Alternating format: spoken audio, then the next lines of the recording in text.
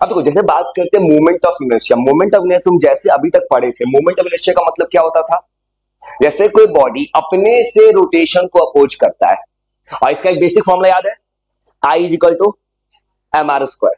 और देखो अब इसका मतलब क्या है, थ्योरम ऑफ पैरेलल एक्सिस। अब देखो होने क्या वाला है बाबू, मेरे पास दो एक्सिस है, ये है सेंटर ऑफ मास, ये जो एक्सिस है बाबू ये सेंटर ऑफ मास से पास कर रहा है, और ये एक नया एक्सिस। पैरेलल नाम क्यों है? देखो बाबू, मुझे इस फॉर्मूला में करना क्या, ये जो एक्सिस है ना पैरेलल, इसके अबाउट निकालना है मोमेंट ऑफ इनर्शिया, इस एक्सिस के अबाउट। इसका डायरेक्ट फॉर्मूला होता है, लेकिन मैं तुमको उसको प्रूफ करके लाऊंगा कि ज्यादा बेटर समझ में कैसे हो पा रहा है। अब देखो यहां एक छोटा सा मास है डीएम, डीएम मास का सेंटर ऑफ मास से डिस्टेंस ए है, और ये एक्सिस डिस्टेंस एक्स है। तो मेरा बस याद रखना, इस थ्योरम का मतलब क्या होगा कि जब भी कोई सवाल बनाओगे, अगर मान लो सेंटर, अभी तुम जितना फॉर्मूला पढ़ो अभी तक, टेबल जो रखे थे, एमएल स्क्वायर भी 12 पढ़े थे रड के सेंटर से, सब सेंटर ऑफ मास के अबाउट था, वो फॉर्मूला तुम्हें याद करना होगा, उसके पैरेलल कोई भी एक्सिस होगा, ये थ्योरम लगा लोगे। चलते हैं थोड़ा बेसिक से प्रूफ करने, बस देखते जाना कुछ क्या करना है। और देखो एक चीज, अगर मुझे इस एक्सिस के अबाउट प्रूफ करना है, क्या लिखेंगे? तुमको पता है आई का फॉर्मूला क्या होता है, एम आर स्क्वायर, ठीक है। छोटा सा डी आई ले लेते हैं इस एक्सिस के, ठीक है।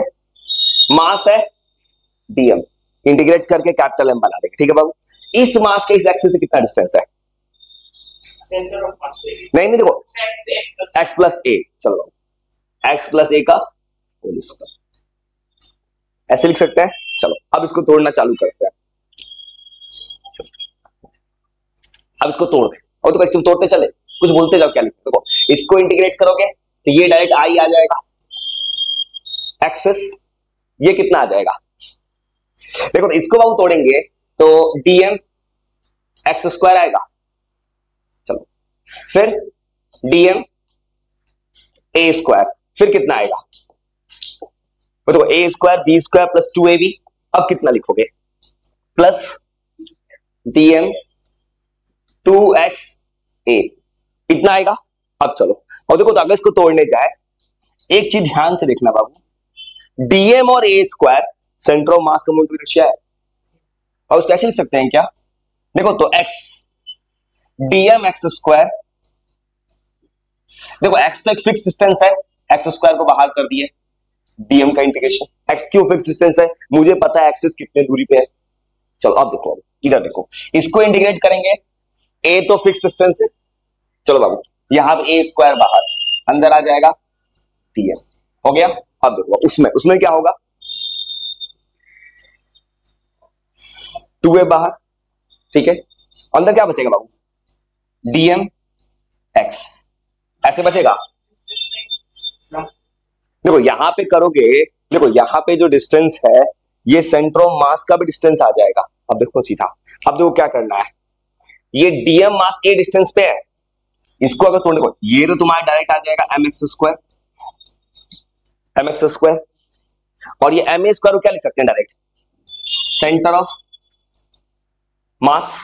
चलो अब देखो एक काम कर, इसको अगर ऐसे लिख दे, देखो यहां पे अगर तुम मूवमेंट ऑफ इनर्शिया का फॉर्मूला लगा दे, सेंटर ऑफ मास का फॉर्मूला पढ़े थे, अगर ऊपर नीचे कैपिटल एम से मल्टीप्लाई डिवाइड कर दे, अब इसका जीरो हो जाता है। क्यों जीरो होता है, रीजन सोचा होगा, ऐसे कर दे, ऊपर एम से मल्टीप्लाई डिवाइड करके, ठीक है। सेंटर ऑफ मास का फॉर्मूला क्या था, m1x1 plus m2x2 divided by total m। देखो तो ये डीएम मास है, ए उससे डिस्टेंस है, और ये सारा का सारा चीज अगर देखोगे, इसको जब सॉल्व करने जाओगे तुम, जब ये इस एक्सिस के अबाउट निकाल दो डिस्टेंस, और इसका और इस पे जिस पॉइंट पे सेंटर ऑफ मास लेते हो जिसके रेस्पेक्ट में, उसका सेंटर ऑफ मास 0 होता है। देखो इसके अबाउट निकाल रहे हो सेंटर ऑफ मास ना, ओरिजिन तुमने इसको चुना है तो ये डायरेक्टली 0 हो जाता है। और तुमको न्यूमेरिकल बनाने में क्या करना है ना, 11th क्लास में बच्चे को डायरेक्टली पढ़ाया जाता है फॉर्मूला, बस तुमको डायरेक्ट रिजल्ट याद रखना, प्रूफ तुमसे कोई नहीं पूछेगा, बस फाइनल रिजल्ट क्या आता है उसी का बात करते हैं, रिजल्ट क्या आ गया। रिजल्ट बाबू इतना याद रखना है कि कोई भी सवाल पूछेगा, तुमको करना क्या है ना, सेंटर ऑफ मास के अबाउट मोमेंट ऑफ इनर्शिया लिखो, और देखो कि सेंटर ऑफ मास के अबाउट जो एक्सिस है और नया एक्सिस जो पैरेलल है उसके बीच का डिस्टेंस का स्क्वायर करना है। यही फॉर्मूला है। और इस थ्योरम को देखो, तुम याद हो, मैंने तुमको परपेंडिकुलर एक्सिस में एक चीज लिखा था मैंने, केवल काम करता है 1D के लिए, मतलब 2D के लिए।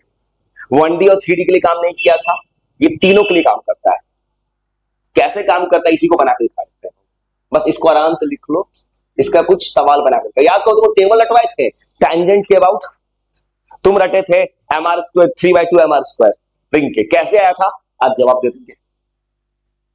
तुम रखे थे स्पेयर के टेंजेंट के अबाउट, जैसे 7/5 mr², कैसे आया था, इससे आ रहा था। सब इसी से लाके दिखा देंगे। ये थ्योरम बाबू यूज होता है। एक और काम करते हैं, तुमको परपेंडिकुलर एक्सिस का भी रिवीजन कर देंगे, उसको भी थोड़ा सवाल बना के जोड़ देंगे तुमको।